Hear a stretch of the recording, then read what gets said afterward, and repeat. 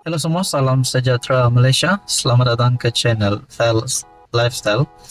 Tonton dan kawan yang amat dihormati. Selepas apa yang berlaku terhadap anak Menteri Besar Perlis, di mana ini juga sedikit sebanyak akan mempersoalkan status MB Perlis sendiri. Selepas siasatan daripada SPRM terhadap anak MB Perlis, terdapat pula berita susulan yang saya lihat daripada laman media sosial yang menyebut MB Perlis akan dijatuhkan. Nah, saudara-saudara, menjadi persoalannya, adakah setelah saya mendapat maklumat bahwa MB Perlis, di mana MB Perlis adalah daripada kepimpinan PAS yang ingin digantikan oleh Parti Bersatu, di mana Bersatu dan PAS adalah satu komponen, parti komponen, anggota komponen di dalam Perikatan Nasional. Saya melihat dalam satu Facebook page, maklumat daripada Facebook page Prajurit Bangsa, siapa bakal MB Negeri Perlis. Yang pertama, SPRM masih melengkapkan kertas siasatan berkaitan kes dakwaan salah guna kuasa dan penyelewengan membabitkan anak kepada MB Perlis. Ketua Badan Pimpinan Parti Bersatu Perlis mengatakan sedia untuk menggalas tanggung jawab memimpin negeri. Abu Bakar dari Parti Bersatu Perlis mengatakan sedia untuk menggalas tanggung jawab memimpin negeri. Abu Bakar yang kini merupakan Dun Kuala Perlis dipercayai merupakan individu yang akan menggantikan Menteri Besar dari PAS.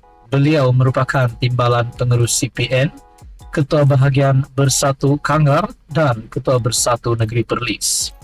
Abu Bakar kini juga merupakan individu yang sedang mengetuai gerakan mendapatkan SD untuk menjatuhkan kepimpinan Menteri Besar Perlis yang datangnya dari pihak PAS. Naratif yang dilaungkan pula berbunyi, terdapat 4 negeri Melayu di sebelah utara, namun tiada satu daripada 4 negeri tersebut yang MB datangnya dari Parti Bersatu. Oleh sebab itu, pihak Bersatu kini cuba mendapatkan khidmat calon tunggal Pakatan Harapan di negeri itu, yaitu Gan Ailing dari Dun Indra Kayangan. Dengan sokongan daripada Adun PKR ini, maka kekuatan akan seimbang dengan 7 orang adun lawan dengan 7 orang adun dari pihak PAS.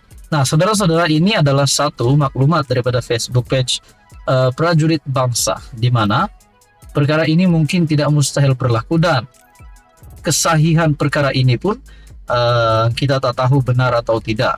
Namun saudara-saudara, sekiranya menurut saya sendiri, saya mempersoalkan kenyataan ini, mungkin tidak mustahil juga parti daripada Bersatu mahu mendapatkan seorang MB daripada calon daripada parti itu sendiri, di mana dinyatakan di sini siapa bakal MB Negeri Perlis, dan dinyatakan juga Ketua Badan Pimpinan Bersatu yaitu Abu Bakar dari Parti Bersatu yang juga Adun Kuala Perlis dipercayai merupakan individu yang akan menggantikan MB PAS. Nah, persoalannya, adakah di sini kepimpinan Bersatu Perlis dan juga PAS sudah tidak sehaluan? Adakah PN Perlis boleh dibubarkan atau tak sehaluan lagi? Sehingga kan ada berita begini. Nah, begitu juga saudara-saudara yang amat dihormati, adakah Bersatu dan PKR di Perlis pula tiba-tiba mengadakan kerjasama yang baru yang pasti mengejutkan kepimpinan tertinggi Perikatan Nasional? Nah, saudara-saudara, berkaitan dengan isu ini Anda boleh lihat di dalam Facebook page Facebook page Prajurit Bangsa. Sekian saja, teruskan bersama di dalam channel ini untuk info yang seterusnya. Halo semua, salam sejahtera Malaysia, tuan-tuan dan puan-puan yang amat dihormati semua. Saudara-saudara, terima kasih kerana bersama di dalam channel ini. Tuan-tuan dan puan, Sebelum ini sudah pasti kita mendengar nama Mirzan dan Maquzani, yaitu anak kepada bekas Perdana Menteri 2 kali, Tun Dr. Mahathir Mohamad, yang telah diminta oleh SPRM untuk mengisytiharkan harta dan aset mereka. Namun ada juga persoalan yang saya timbulkan sebelum ini. Adakah selepas kedua anak Tun Dr. Mahathir Mohamad ini yang meminta untuk lanjutan ataupun tempoh lanjutan bagi mereka untuk mengisytiharkan aset. Bahkan mereka juga membuat pengakuan bukan mereka yang disiasat, tetapi bapa mereka yaitu Tun Dr. Mahathir Mohamad sendiri. Namun ada juga persoalan, adakah perkara ini juga akan membawa kepada satu berita bahwa Mirzan dan Maquzani itu bankrupt. Nak cakap tentang bankrupt, kita pun tak tahu, sebab yang kita tahu Tun Dr. Mahathir Mohamad dan kroni dan keluarganya kaya raya. Nah, saudara-saudara, terkini pula peletakan mengejutkan berlaku. Melalui artikel daripada Malaysia Kini, Maquzani Mahathir letak jawatan pengerusi Maxis. Kenapa Maquzani Mahathir letak jawatan? Nah, disinilah akan terjawab melalui artikel ini. Maxis Berhad mengumumkan bahawa pengerusinya, Tan Sri Maquzani Mahathir, akan meletak jawatan berkuat kuasa 30 Jun 2024. Mungkin ini menjadi peletakan jawatan mengejutkan Mahathir juga rasanya. Sehubungan itu, pengarah bebas Datuk Hamidah Naziadin dilantik ketua sebagai pengerusi sementara berkuat kuasa 1 Julai 2024. Dalam satu kenyataan kepada Bursa Malaysia, Maxis berkata Maquzani 63 tahun berkhidmat sebagai pengarah sejak penyenaraiannya di Bursa Malaysia pada 2009 dan sebagai pengerusi lembaga pengarah sejak 22 April 2021.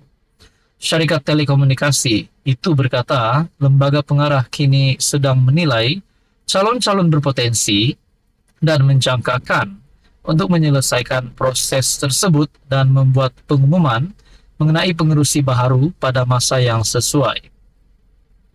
Hamidah 60 tahun yang dilantik sebagai pengarah Maxis pada 2014 merupakan pemimpin bidang sumber manusia yang berpengalaman dan disegani dalam dunia korporat Malaysia. Sementara itu, Maquzani melahirkan penghargaan kerana berkhidmat dalam lembaga pengarah Maxis dan sebagai pengerusi sejak beberapa tahun lalu. Walaupun berdepan banyak cabaran, kami terus tekun melayani keperluan pelanggan kami dan semua pihak berkepentingan yang semakin berkembang dalam dunia yang semakin berhubung, katanya. Nah, saudara-saudara yang amat dihormati, menjadi persoalan kenapa Mirzan Maquzani meletak jawatan. Adakah sebab beliau bankrupt ke, mungkin ada sebab terlibat dengan ataupun ada unsur daripada siasatan SPRM terhadap bapa mereka yaitu Tun Dr. Mahathir. Itu semua menjadi persoalannya lah. Yang pasti ini adalah peletakan mengejutkan. Maquzani Mahathir letak jawatan pengerusi Maxis.